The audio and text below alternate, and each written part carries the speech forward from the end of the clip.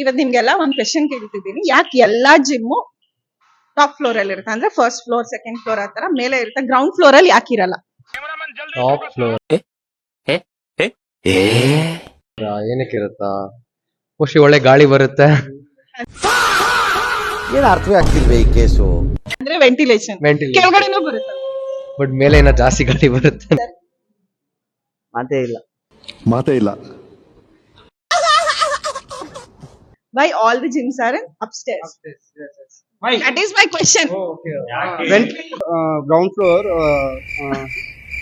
Bro, wait, bro. I need to tell. So what is it? ಎದುರ್ಸಿ ಎದೆಗೆ ಓದ್ಬಿಡ್ತೀನಿ ಮನೆ ಮುಚ್ಕೊಂಡು ಕನ್ನಡದಲ್ಲಿ ಮಾತಾಡ್ಬೇಕು ಹೇಳ್ತಾ ಇದ್ದೀನಿ.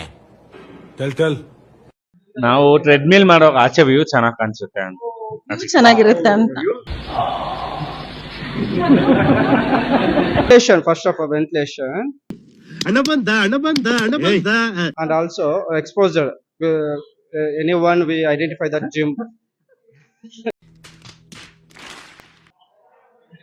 ಮೇಲಿಂದ ಹುಡುಗರು ಚೆನ್ನಾಗಿ ಕಾಣಿಸ್ತಾರೆ. ಇವರೆಲ್ಲ ಕರೆಕ್ಟ್ ಆಗಿ ಹೇಳಿದ್ರು ಇಲ್ಲ ಗೊತ್ತಿಲ್ಲ, ನಿಮ್ಗೇನಾದ್ರೂ ಆನ್ಸರ್ ಗೊತ್ತಿದ್ರೆ ಕಮೆಂಟ್ ಮಾಡೋದು ಮರಿಬೇಡಿ. ಮತ್ತೆ ಭೇಟಿಯಾಗೋಣ. ನಮಸ್ಕಾರ.